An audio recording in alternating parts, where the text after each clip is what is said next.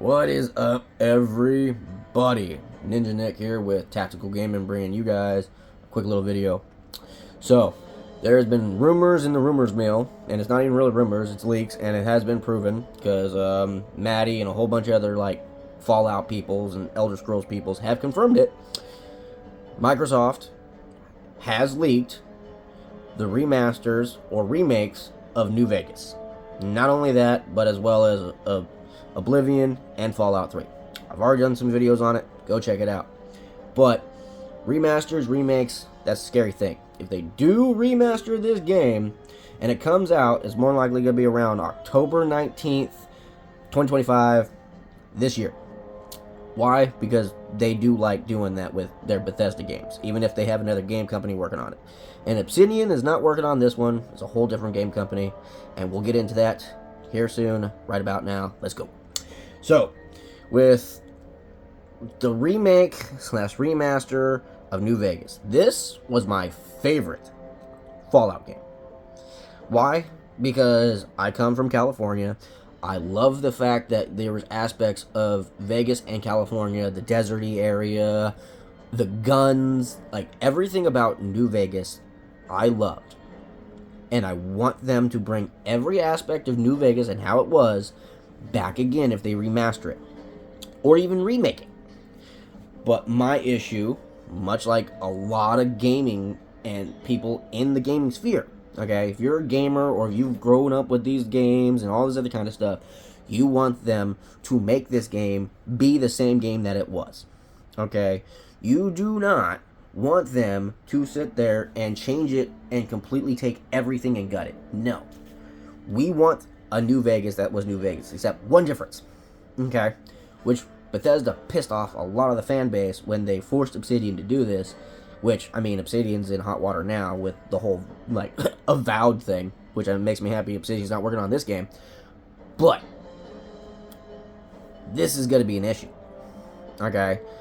Make this one, like Fallout 3, open ending. So when the game ends and you beat the game, you don't just hear and read about what, you did and how everything went out. You get to actually go through the rest of the game like you do in Fallout 3. When Fallout 3, because most people don't know this, when Fallout 3 first came out, before the DLCs came out, that's how Fallout 3 ended. Much like how New Vegas ends. You hear about what your person does or did and the outcomes that happened in the wasteland. Okay?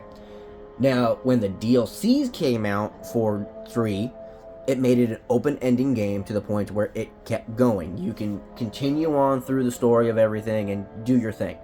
New Vegas, when they released their DLC for it, that wasn't the case. And years later, you find out it was because Bethesda didn't want New Vegas to compete against them, because, a whole other game company, because they already did badly and poorly when Oblivion came out against Elder Scrolls 3. Because Elder Scrolls 3 came out, which is Morrowind, right? And then Morrowind transitioned. They came out with some DLCs, decent, good DLCs. And then you transition to Oblivion. Oblivion skyrocketed, okay? And Obsidian made Oblivion. And it was a great game. Much like this was a great game, okay? But they were extremely limited because Bethesda didn't want them to do better. Because they saw how well Oblivion sold and how well the fan base loved Oblivion. And how the majority of the fan base wanted Obsidian to work on the next Fallout and Elder Scrolls games. And that made Bethesda very angry. So then we had no Obsidian working on no Elder Scrolls or Fallout games for a very long time. Actually, they haven't done it since this. Okay? Now, hopefully, when and or if this gets remastered or remake, now, yeah, it has been confirmed, but it does depend on if they get enough, money to do certain projects, which is another reason why they're remastering / remaking this game. But hopefully, they do not ruin this game, because this game had a lot of choices, you had a lot of factions, you had a lot of stuff about this game that made this game really fun to play. Keep this game the way it was, other than open ending. Allow us to play after we beat the main story. Okay? Because there's no point to doing the DLCs and then going and doing the main story, because that was a very confusing thing to do. Especially when the DLCs came out. Because after the DLCs came out, majority of everybody else already beat the game. Right? So hopefully when they remake it, they make it to the point where they remaster the whole game, remake the whole game, and that's DLCs included, and it just goes out to the fan base. That would be the better bet.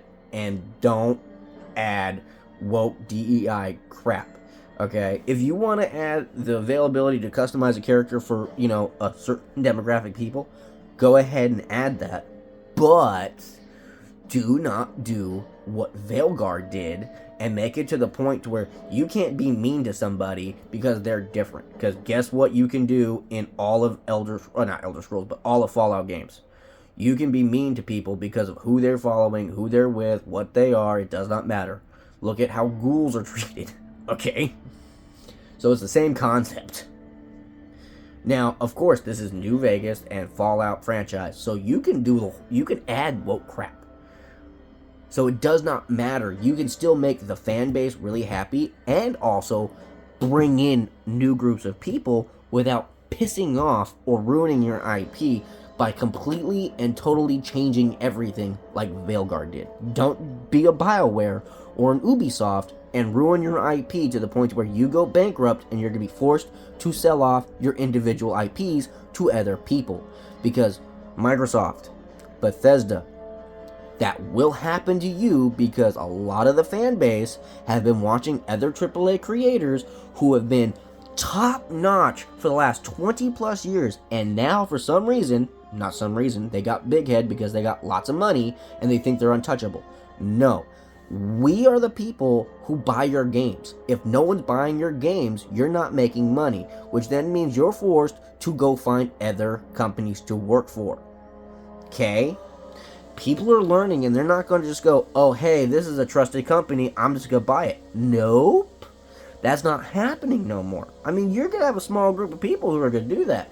But the majority of the fan base, more than half, is going to wait for one of their favorite YouTubers who don't tell them no bullshit, like Penguins, like Moist Critical. He will be honest about the game. And if anything, I'm going to hope and wait until he does one on the remasters or remakes, if he does, or anyone else I trust, to the point where it's like, I'm not going to buy anything from a AAA creator before doing massive amounts of research. Just don't do it, okay? So, keep an eye out. It more than likely will come out between 2025, 2026. I'm pretty sure it's going to be 2025 because they need the money to finish funding for the rest of their games. They really do. That's how companies do it, especially if they don't break even with their game. Like the game they make, right? If they don't break even or make more money than they're projected to make, they are forced to do other things. Much like how when BioWare remastered all 3 of the original Mass Effect games. They did that to make Veilguard, which failed. Okay? So, don't do a BioWare. Don't do an Obsidian. Listen to your fan base. So, like, share, subscribe, stay free, America. Love you guys.